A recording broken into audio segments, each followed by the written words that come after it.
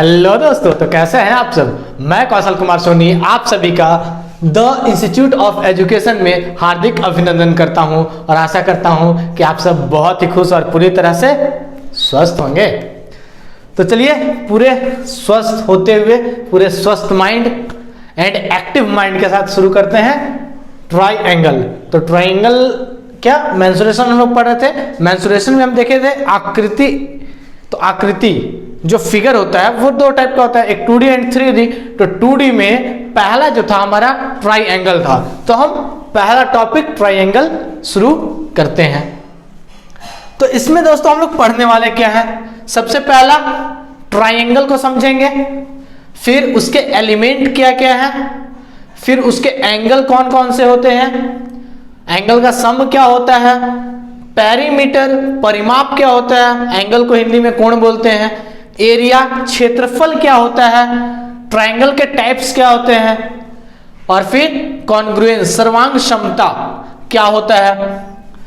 तो types of में जब हम टाइप्स ऑफ ट्रायंगल देखेंगे तो इसमें क्या देखेंगे कि डिफरेंट टाइप के जो ट्रायंगल्स होते हैं, तो उसमें कुछ ट्रायंगल्स होते हैं जिसका कुछ इंफॉर्मेशन हम लोग एज्यूम कर सकते हैं, मान सकते हैं एक जनरलाइज फॉर्म में, जिसके बेसिस पर हम इसका एक स्पेसिफिक एरिया और पेरीमीटर कैलकुलेट कर सकते हैं। मतलब एक जनरलाइज फॉर्म में, एक नॉर्मल वाला जो हमारा फॉर्मूला रहेगा वो तो रहेगा ही, एक उसके लिए स्पेसिफिक फॉर्मूला हम लोग डेवलप कर सकते हैं। तो वो भी हम यहाँ पर देखेंगे ताकि उस तरह के जो ट्रायंगल्स का क्वेश्चन है तो हम आसानी से कर सके, क्योंकि वही जो है जो एग्जाम में हमें हमारा टाइम बचाता है। तो सबसे पहले दोस्तों हम लोग क्या समझते हैं, ट्रायंगल। ट्रायंगल को समझना है तो ट्रायंगल को समझने के लिए हम लोग समझ चुके हैं क्या कि 3 भुजा से ट्रायंगल बना हुआ होता है। इसका इंट्रोडक्शन में हम लोग पूरा इसके बारे में डिटेल में हम लोग पढ़े थे कि ट्रायंगल क्या होता है, क्वाड्रिलेटरल क्या होता है, सर्कल क्या होता है। तो उतना ज़्यादा हम डेप्थ में यहाँ पर नहीं जा रहे हैं। यदि उसको आप देखना है तो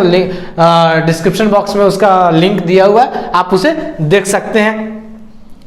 तो देखिए दोस्तों यहाँ पर क्या है, सबसे पहले हम लोग ट्रायंगल देख रहे हैं। तो ट्रायंगल क्या है, 3 भुजा से बना हुआ है और तीनों भुजा क्या कर रहा है कि इस प्लेन पे एक सरफेस को क्लोज कर ले रहा है, दैट मीन्स एक बाउंड्री बना रहा है और इसके अंदर कुछ सरफेस है इस प्लेन के ऊपर, तो उसे हम ट्रायंगल कहते हैं। अब इसके एलिमेंट्स, तो एलिमेंट्स क्या है, सबसे पहले भुजा, 3 भुजा है, 3 एलिमेंट ये हो गया।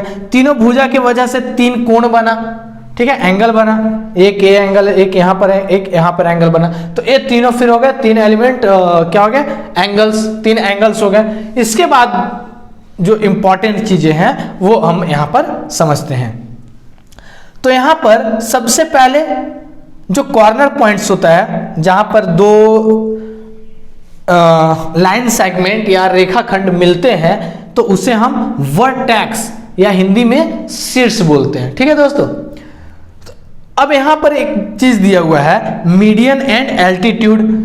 तो वर्टेक्स से, किसी भी वर्टेक्स से उसके सामने वाले भुजा पर खींचा गया एक ऐसा लाइन जो कि उस भुजा को, उस साइड को 2 इक्वल पार्ट में, 2 बराबर भागों में बांट दे, उसे हम क्या बोलते हैं, मीडियन माध्यिका। ठीक है, ये जो लाइन है रेड वाला, ये क्या कर रहा है कि साइड BC को, ये जो भुजा BC है, इसको क्या कर रहा है कि 2 इक्वल पार्ट में डिवाइड कर रहा है, ये वाला और ये वाला बराबर होगा, तो इसको हम यहां पर M लिख दे रहे हैं। अब यहां पर एक और चीज दी हुआ, वर्टेक्स शीर्ष, ये तो है ही। यहां पर एल्टीट्यूड, ठीक है, हम यहां पर एल्टीट्यूड का बात कर रहे हैं। तो एल्टीट्यूड क्या होता है कि किसी भी वर्टेक्स से उसके सामने वाले भुजा पर खींचा गया लंब को, परपेंडिकुलर को हम क्या बोलते हैं, एल्टीट्यूड या शीर्ष लंब। शीर्ष से खींचा गया इसलिए हम इसे शीर्ष लंब बोल रहे हैं। ठीक है, तो इतना चीज हम समझ गए। अब यहां पर जो एंगल हम लोग देखे थे दोस्तों, तो एंगल में हम लोग आते हैं। तो एक यहां पर क्या दिख रहा है हमें कि ये तीनों एंगल है, तीनों ट्रायंगल के अंदर है, तो इसे हम क्या बोलते हैं, इंटीरियर एंगल। लेकिन यदि किसी भी साइड को, भुजा को यदि हम थोड़ा सा एक्सटेंड कर दें तो बाहर में भी एक एंगल हमें दिख रहा है, तो इसे हम क्या बोलते हैं, बाह्य कोण या फिर इंटीरियर एंगल। ठीक है, तो यहां पर हम लोग देख चुके हैं कि जो भी 3 एंगल बन रहा है इनसाइड द ट्रायंगल, ट्रायंगल के अंदर जो 3 एंगल बन रहा है उसका क्या होता है, उसका सम होता है कितना, 180 degree. measure m angle A, that means measure of angle A is equal plus measure of angle B plus measure of angle C is equal 180 degree. मतलब ये जितना डिग्री होगा इस एंगल का सम प्लस इस एंगल का सम प्लस इस angle का सम क्या हो जाएगा 180 डिग्री। यहां पर m आप लिखिए चाहे मत लिखिए, लेकिन m का मतलब ही होता है मेजरमेंट, ठीक है, कि यहां पर हम लोग मेजरमेंट पर पढ़ रहे हैं तो हमें मेंसुरेशन पढ़ रहे हैं तो हमें m लिखना, आप नहीं भी लिखेंगे फिर भी चलेगा, ठीक है। तो यहां पर आप उतना ध्यान मत दीजिए। यहां पर angle A plus angle B plus angle C is equal कितना होता है 180 डिग्री। अब यहां पर एक चीज और देखने वाली बात है दोस्तों कि कोई भी एक स्ट्रेट लाइन होता है तो उसके ऊपर जो एंगल होता है वो कितना होता है, उसके ऊपर एंगल होता है 180 डिग्री, ठीक है, 180 डिग्री होता है। यदि हम यहां से कोई एक लाइन ऐसे बाइसेक्ट कर दें, ठीक है, कोई लाइन यदि बाइसेक्ट कर दे तो ये कितना हो जाएगा, ये मान लीजिए एंगल थीटा हो गया, तो एंगल कितना हो जाएगा ये वाला 180 डिग्री माइनस थीटा, ठीक है। और उसी तरह ये वाला एंगल कितना होगा, ये वाला भी तो 180 डिग्री ही होगा। और ये वाला लाइन यदि हम देखें यहां पर, ये वाला लाइन ऐसे इंटर, तो ए भी स्ट्रेट लाइन है, दैट मीन्स ए भी 180 डिग्री होगा। तो ए 180 डिग्री होगा, ये वाला लाइन भी, तो ए वाला लाइन में भी ये क्या है थीटा है, दैट मीन्स ये वाला क्या हो जाएगा 180 डिग्री माइनस थीटा। तो यहां से हमें क्या समझ में आ रहा है कि अपोजिट जो एंगल्स हैं वो भी इक्वल होते हैं, ये वाला भी थीटा हो जाएगा, ठीक है। तो इससे हम यहाँ पर ये बताना चाह रहे हैं दोस्तों कि यदि यहाँ पर हम एक और स्ट्रेट लाइन इस तरह से खींच दें, इस एंगल को हम कर दें, तो इसका जो ये बाह्य कोण आएगा ये वाला वो इसके इक्वल ही रहेगा, ठीक है। तो यहाँ पर आपको कंफ्यूज नहीं होना है, कहीं कोई भी भुजा को एक्सटेंड कर सकते हैं, वो इक्वल ही आएगा।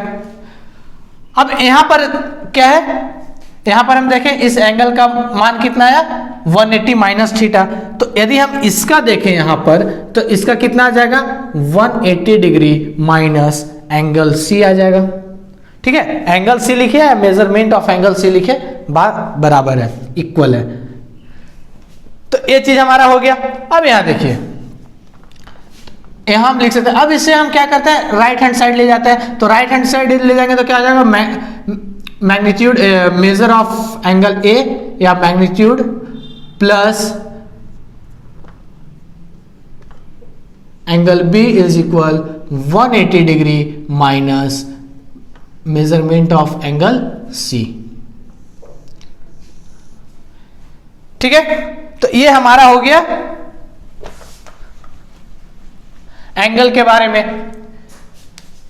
तो एंगल एक्सटीरियर एंगल जो होता है उसे हम दो तरीके से निकाल सकते हैं। कैसे, यदि 180 डिग्री माइनस उसके साथ वाला एंगल को यदि हम माइनस कर दे तो हमारा निकल जाएगा, या फिर जो साथ वाला एंगल है इंटीरियर एंगल, उसके अपोजिट में जो दो इंटीरियर एंगल है उसका सम क्या होता है, उसके एक्सटीरियर एंगल के इक्वल होता है, ठीक है। ये चीज समझ गए। अब हम लोग आते हैं दोस्तों पैरीमीटर में। तो किसी भी ट्रायंगल का पैरीमीटर क्या होता है, length of the boundary.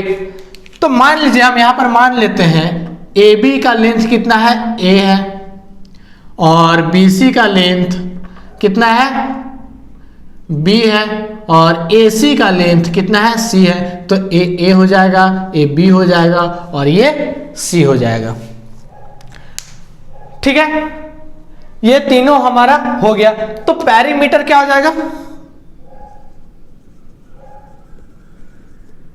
Perimeter is equal कितना हो जाएगा, sum of the length of the boundary. मतलब ये जो बाउंड्री है उसका सम, उसके लेंथ का सम। तो बाउंड्री के लेंथ का सम क्या होगा, ए बी के लेंथ का सम प्लस ए बी सी के लेंथ का सम प्लस ए सी के लेंथ का सम। आप यहां से चलना शुरू किए, इतना चले, इसका लेंथ, फिर यहां से यहां आए सी पे, उसका लेंथ प्लस फिर वापस ए पे गए। तो that means perimeter is equal क्या हो जाएगा, ए प्लस बी प्लस सी। ठीक है, ये हमारा पेरीमीटर हो गया। अब हम लोग आते हैं एरिया में। ठीक है, एरिया को समझने से पहले दोस्तों आप क्या कीजिए कि आप इसे नोट कर लीजिए। ठीक है, इसे आप नोट कीजिए। तो आप लोग नोट कर लिए होंगे, तो अब हम इसे मिटाते हैं। तो मैं सिर्फ एंगल और ये पेरीमीटर को, चाहे पेरीमीटर को भी मैं रहने दे रहा हूं, सिर्फ एंगल को मिटा रहा हूं। ठीक है, तो यहां पर देखिए, इसके बाद हम लोग आ जाते हैं एंगल, सॉरी, हम लोग ट्रायंगल देख लिए, एलिमेंट्स देख लिए सारे, फिर एंगल्स देख लिए। एंगल में हमें क्या देखना है, इंटीरियर एंगल, एक्सटीरियर एंगल। चलिए, इसमें एक चीज और समझने वाली बात है कि इंटीरियर एंगल का सम कितना होता है, 180 डिग्री। ठीक है, सम ऑफ इंटीरियर एंगल 180 डिग्री होता है। तो यहां पर यदि आपसे बोल दिया जाए कि आप एक्सटीरियर एंगल का सम निकालिए, तो एक्सटीरियर एंगल का सम कितना हो जाएगा दोस्तों। यहां पर क्या है, ये दो पूरा 180 डिग्री है दोनों को मिलाकर, यहां पर भी दोनों एक्सटीरियर और इंटीरियर को मिलाकर के 180 डिग्री हो जाएगा। यहां पर भी दोनों को मिलाकर के, एक्सटीरियर और इंटीरियर को मिलाकर 180 डिग्री हो जाएगा। तो 180 डिग्री, तो यहां पर हम क्या लिख देंगे, sum of exterior angle. Sum of exterior angle मतलब बाह्य कोण का जो योग होगा, जोड़ होगा, वो कितना होगा। तो 180 डिग्री, 180 डिग्री यहां पर पूरा लिख रहे हैं, plus 180 degree plus 180 degree minus 180 degree. तो यहां पर मैं क्या लिखा हूं वो मैं समझा रहा हूं। ये पूरा स्ट्रेट लाइन 180 डिग्री होता है, 180 डिग्री मैंने लिख लिया। यहां पर पूरा स्ट्रेट लाइन 180 डिग्री होता है, 180 मैंने लिख लिया। यहां पर भी एक एक्सटेंड करेंगे तो ये पूरा 180 डिग्री हो जाएगा, पूरा 180 डिग्री मैंने लिख लिया। अब यहां पर देखिए दोस्तों, यहां का इंटीरियर एंगल का सम प्लस यहां का इंटीरियर एंगल का सम प्लस यहां का इंटीरियर एंगल का सम, ये तीनों इंटीरियर एंगल का सम हम कर देंगे तो कितना हो जाएगा, 180 डिग्री। और यदि हम इसे माइनस कर दें ये तीनों के 180 डिग्री से, तो हमारा क्या हो जाएगा, सिर्फ एक्सटीरियर एंगल का हमें सम मिल जाएगा। तो कितना हो जाएगा, 180 प्लस 180 360 डिग्री। तो ये मैं अभी आपको यहां पर तरीका बता दिया हूं। एक जनरलाइज्ड फॉर्मूला भी होता है जो कि मैं आपको समझाऊंगा कब, जब क्वाड्रिलेटरल हम लोग पढ़ेंगे। क्वाड्रिलेटरल पढ़ेंगे तो वहां पर बहुत ही आसानी से हम लोग समझेंगे इस चीज को। यहां पर सिर्फ हम ट्रायंगल अभी पढ़े हैं, इसलिए हम जनरलाइज्ड फॉर्मूला बताएंगे तो आप उतना अच्छे से समझ नहीं पाएंगे। लेकिन जब हम क्वाड्रिलेटरल पढ़ेंगे तो क्वाड्रिलेटरल का भी कॉन्सेप्ट हमारे पास होगा और ट्रायंगल का भी होगा। तो दो कॉन्सेप्ट जब हमारे पास होगा तो वहां पे हम क्या, जो जनरलाइज्ड फॉर्मेट रहेगा उसे हम बहुत आसानी से समझ पाएंगे। तो इसलिए जब क्वाड्रिलेटरल हम शुरू करेंगे तो उसमें हम इसका देखेंगे कि किसी भी पॉलीगॉन, चाहे 5 साइड्स का हो, हेक्सागोन हो या ऑक्टागोन हो, किसी भी पॉलीगॉन क्या हम लोग इंटीरियर और एक्सटीरियर एंगल कैसे निकालेंगे वो हम लोग वहां पर देख लेंगे। तो चलिए, हमारा एंगल तक हो गया, पेरीमीटर भी हो गया। अब हम देखते हैं डायरेक्ट एरिया। तो एरिया क्या होता है, एरिया का डेफिनेशन है दोस्तों, the surface enclosed by the boundary on the plane. ये जो प्लेन है इस पर, इस बाउंड्री के द्वारा जो एक बंद सरफेस है, सतह है, उसे ही हम उसका एरिया बोलते हैं, क्षेत्रफल बोलते हैं। जैसे कि ए वाला पूरा पार्ट, ए बी और सी से जो घिरा हुआ पार्ट है, इस बाउंड्री से के अंदर जो घिरा हुआ पार्ट है, बंद सरफेस है, सतह है, उसे ही हम क्या बोलेंगे, उसका एरिया बोलेंगे। ठीक है, तो यहां पर देखिए, इसका एरिया निकालने के लिए सबसे पहला हमारा जो आता है वो आता है हीरोज फॉर्मूला। हीरोज फॉर्मूला,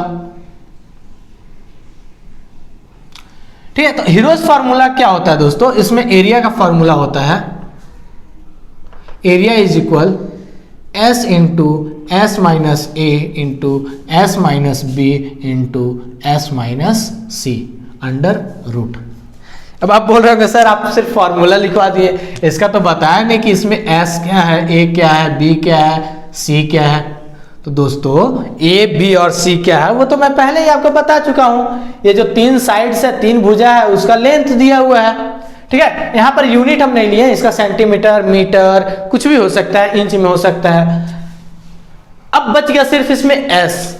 तो एस क्या होता है? एस इज इक्वल होता है, एस इज इक्वल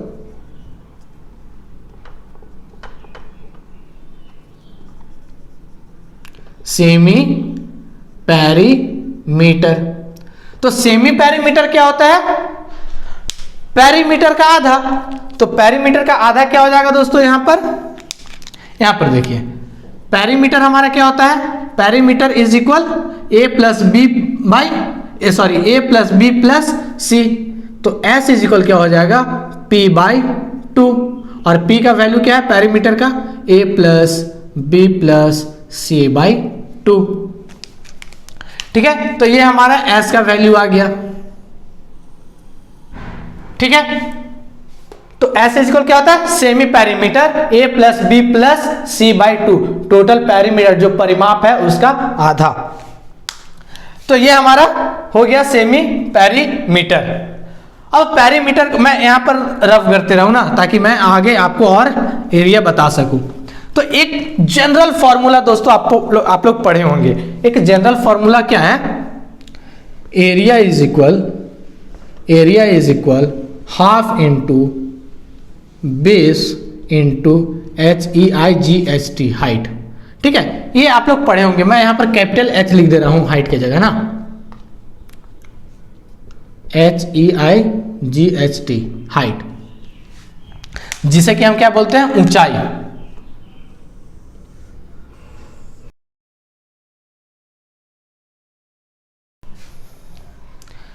ठीक है, तो हाइट क्या हो गया? ऊंचाई। अब यहां पर देखिए, यहां पर यह फॉर्मूला आया कहां से? ठीक है, तो यह फॉर्मूला कहां से आया उसे हम देखने के लिए सबसे पहले हम देखते हैं कि एक जनरलाइज फॉर्मेट आता है। ये आया कहां से? हाफ इंटू एरिया इज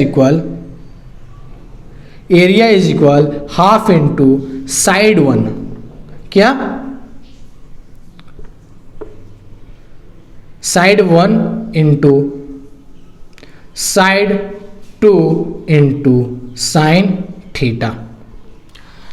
अब साइन थीटा कहां से आ गया सर? हाँ, आता है, क्योंकि आप जब कोई टेक्निकल एग्जाम देने बैठेंगे, नॉर्मल एसएससी या रेलवे ग्रुप डी ये सब में तो नहीं पूछता है, लेकिन जब आप टेक्निकल जैसे सीडीएस हो गया, पीसीएस में या ईएससी में या फिर जूनियर इंजीनियरिंग, ये सब में जब आप बैठेंगे तो ये कॉन्सेप्ट पे क्वेश्चन दे देता है, क्योंकि वो आप टेक्निकल टर्म्स को आप जान रहे हैं कि नहीं जान रहे, ये आपका चेक करना होता है उन्हें।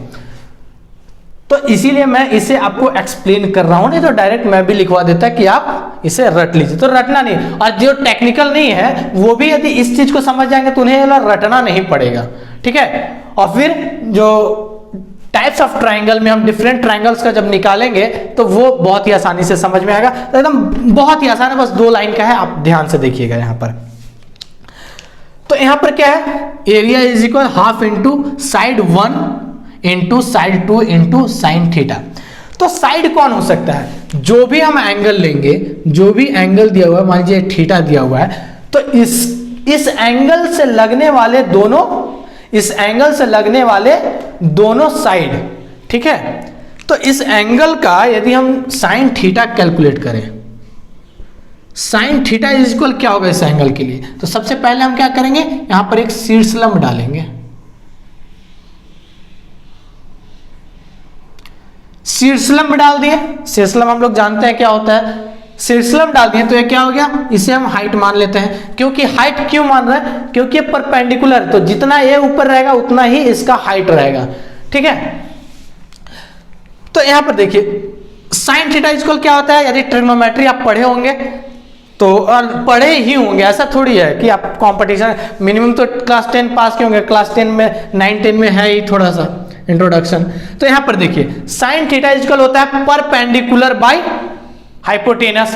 तो यहां पर हम इस एंगल के लिए निकाल रहे हैं, तो हमारा ट्रायंगल क्या हो जाएगा? ए, और यहां पर मान लीजिए कि ए डी है, तो ए डी बी, तो यहां पर हमारा परपेंडिकुलर क्या हो जाएगा, थीटा के सामने, एंगल के सामने वाला भुजा, that means h divided by hypotenuse, कर्ण जिसे बोलते हैं, ये क्या हो जाएगा, a हो जाएगा, क्योंकि सबसे बड़ा a है। तो अब साइन थीटा का वैल्यू यहां पर हम डालते हैं। अब यहां पर हम वैल्यूज पुट करते हैं, हाफ इंटू साइड वन कौन सा हो जाएगा, a। अब साइड वन यदि a हम लिए हैं तो साइड b, साइड टू क्या हो जाएगा, b हो जाएगा, इंटू साइन थीटा का वैल्यू हमारे पास कितना आया, h बाई a। तो यहां से हमें दिख रहा है दोस्तों कि डायरेक्ट हम क्या कर सकते हैं, यहां से a और ये कैंसिल हो जाएगा, तो हमारे पास क्या आ जाएगा, half into b into h। तो यहां पर क्या था कि हम यहां परपेंडिकुलर खींचे तो इसे एक क्या हो गया, हमारा बेस हो गया। तो बेस हो गया तो यहां से हम डायरेक्ट लिख सकते हैं half into base into HEIGHT, height. ये क्या हो गया हमारा दोस्तों, ट्रायंगल का फॉर्मूला, किसका, एरिया, एरिया ऑफ ट्रायंगल। तो इतना चीज समझ में आ गया। क्या देखें, हीरोज फॉर्मूला, ये भी जनरलाइज फॉर्म है। पैरामीटर हम लोग देख चुके हैं। अब यहां पर एरिया का हम डेरिवेशन बता दिए कि स्टैंडर्ड फॉर्म ये है, इससे ये कैसे आया, ठीक है। क्योंकि हम ये क्यों है, क्योंकि हाइट तो हर में नहीं होता है। जब हम ट्रायंगल पढ़े तो इसमें हाइट तो नहीं था, हाइट हम बाद में इसे देखें, लेकिन हमारे पास एंगल और साइड होता है, तो उसके बेसिस पर हम ये फॉर्मूला डिराइव किए हैं। और ये क्या है, एक ट्रायंगल का यूनिवर्सल फॉर्मूला हमारा बन गया, जो किसी भी ट्रायंगल पे ये अप्लाई हो सकता है, और ये भी। तो चलिए दोस्तों, आप इसे नोट कीजिए। अब इसके बाद हम लोग एरिया देख लिए, क्षेत्रफल देख लिए हैं। अब हम लोग टाइप्स ऑफ ट्रायंगल देखेंगे, और उसके अंदर भी कुछ ट्रायंगल्स हैं जिसके बारे में हम लोग पढ़ेंगे। तो आप इसे अब नोट कर लीजिए, ठीक है, इसे नोट कीजिए।